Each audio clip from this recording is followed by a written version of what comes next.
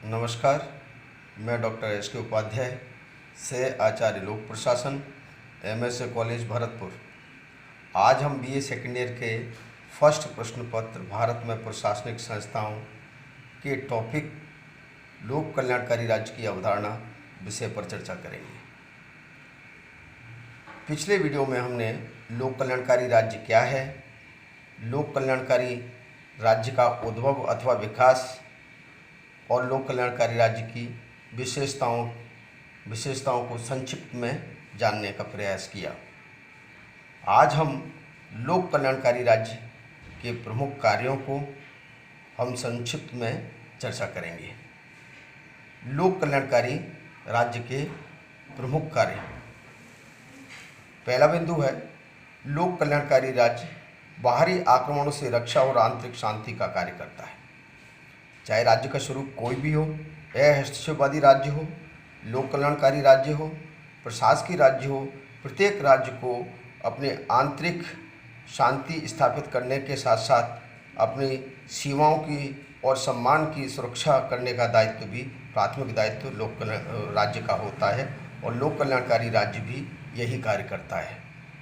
देश के नागरिकों को उनकी स्वतंत्रता, उनकी संपत्ति, उनके कार्यों को सुरक्षित रखने की जिम्मेदारी भी लोक कल्याणकारी राज्य की है।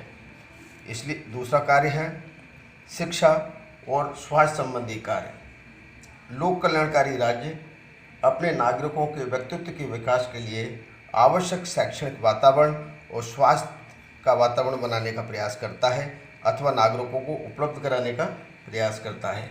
राज्य में शैक्षणिक संस्थाओं की स्थापना और निश्चित स्तर पर निःशुल्क और अनिवार्य शिक्षा प्रदान करने का कार्य भी करता है।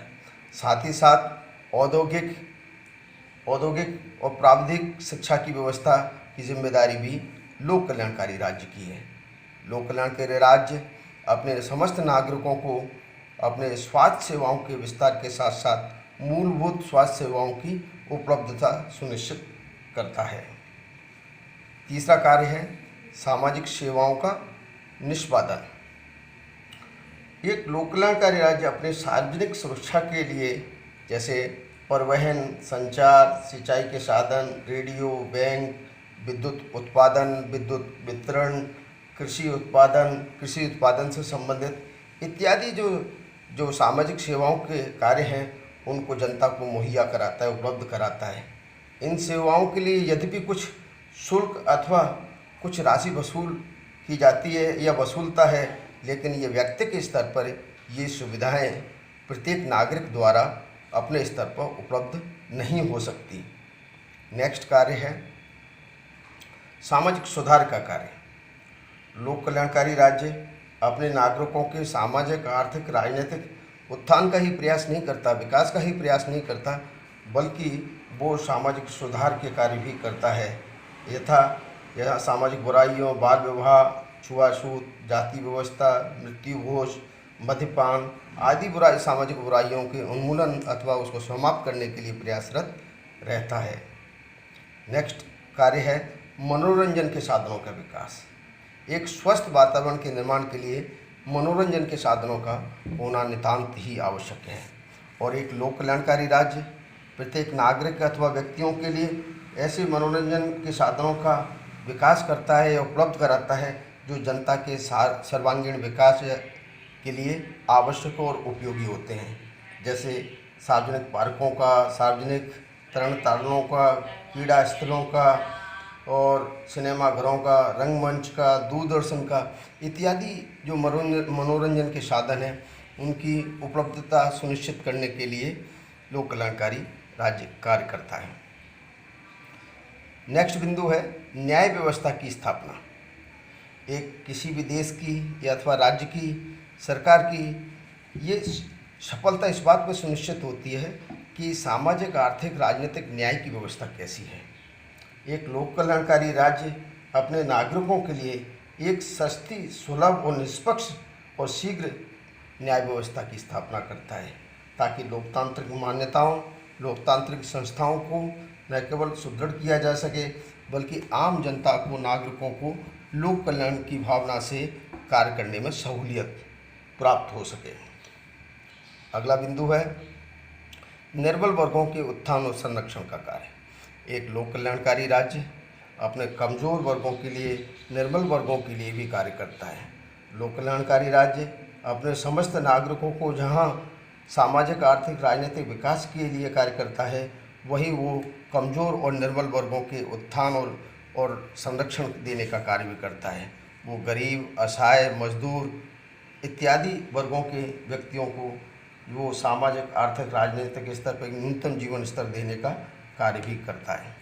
और अंतिम कार्य है अंतर्राष्ट्रीय महत्व के कार्य। एक लोक कल्याणकारी राज्य एक आदर्शात्मक राज्य है। आदर्श मानवीय दृष्टिकोण से प्रेरित ये राज्य न केवल राष्ट्रीय स्तर पर बल्कि अंतर्राष्ट्रीय स्तर पर शांति, सद्भाव, सहयोग की भावना से प्रेरित होकर कार्य करता है। ये अंतर्राष्ट्रीय मानकों को सुनिश्चित करने का, मानवीय आधारों को बढ़ाने का कार्य भी करता है। इसलिए अंतर्राष्ट्रीय महत्व के जो कार्य हैं वो लोक कल्याणकारी राज्य की प्राथमिकताओं में सम्मिलित हैं।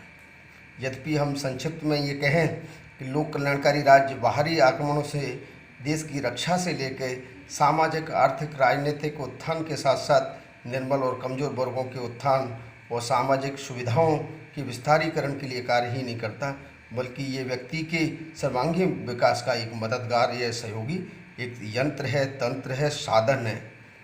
फिर भी कुछ विचारकों के द्वारा, कुछ विद्वानों के द्वारा इस लोक कल्याणकारी राज्य की आलोचना की जाती है। अब हम लोक कल्याणकारी राज्य की आलोचनाओं को संक्षिप्त में जानने का प्रयास करेंगे। पहला बिंदु है पूंजीवादी प्रकृति। लोक कल्याणकारी राज्य की प्रकृति पूंजीवादी प्रकृति। साम्यवादी विचारकों का मानना है कि लोक कल्याणकारी राज्य मूलतः पूंजीवादी प्रकृति का है। उनका मानना है कि जो वर्ग संघर्ष के मुख्य आधार हैं वो लोक कल्याणकारी राज्य में अभी तक बदले नहीं गए हैं। उनका मानना है कि ये एक समाजवाद और उन्मुक्त व्यापारवाद के मध्यम मार्ग का रास्ता है। उनका मानना है कि ये पूंजीपतियों का एक यंत्र है, साधन है, जो पूंजीवादी व्यवस्था का पोषक है और पूंजीवादी व्यवस्था को बढ़ाने का कार्य करता है। दूसरी आलोचना है लोक कल्याणकारी राज्य एक भ्रम। साम्यवादी विचारक ये मानकर चलते हैं कि लोक कल्याणकारी राज्य एक भ्रम है। वास्तव में लोक कल्याणकारी राज्य जनता की असमानता को दूर नहीं कर पाया है। यद्यपि ये समानता स्थापित करने का प्रयास करता है, लेकिन आज भी उत्पादन और वितरण के साधनों पर वर्चस्व जो है वो एकाधिकार प्रकृति के लोगों का है।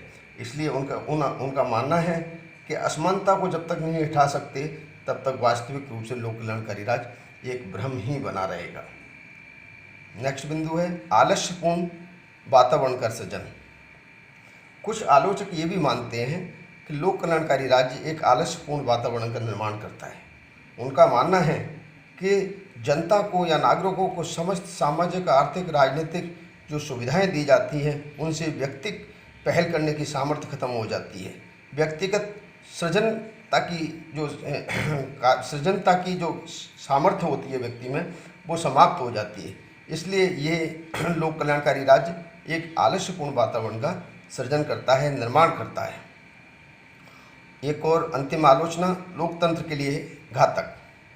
कुछ विद्वान ये मानते हैं कि बेसिकली या मूलतः लोक कल्याणकारी राज्य एक लोकतंत्र के लिए घातक है। उनका मानना है कि जैसे जैसे राज्य के कार्यक्षेत्र में विस्तार होता है व्यक्ति की स्वतंत्रताएं सीमित हो जाती है। राज्य के कार्यक्षेत्र के विस्तार के साथ साथ राज्य की शक्तियों का भी विस्तार होता है और व्यक्ति पर तरह तरह के प्रतिबंध लगा दिए जाते हैं जो बेसिकली उसकी स्वतंत्रता, उसके कार्य करने की रीति नीति को प्रभावित और प्रतिबंधित करते हैं। इसलिए लोक कल्याणकारी राज्य लोकतंत्र के लिए घातक है।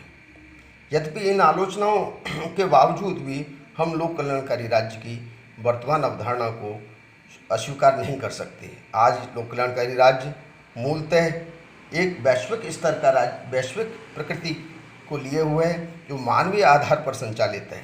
यद्यपि भारत भी एक लोक कल्याणकारी राज्य है, लेकिन भारत में लोक कल्याणकारी राज्य के संदर्भ में एक ये कहना न्यायोचित होगा कि यद्यपि भारत में घोषणाएं बहुत हुई हैं लेकिन उनको अमल में नहीं लाया गया है। नारेबाजी बहुत हुई हैं, उनको अमल में नहीं लाया गया है। औपचारिक घोषणाएं से लेकर नारेबाजी और काल्पनिक उड़ान तक भारत में राज्य की संकल्पना को नया आकार देने का प्रयास तो किया है, लेकिन इनको धरातल पर लाने की आवश्यकता अभी शेष है। धन्यवाद।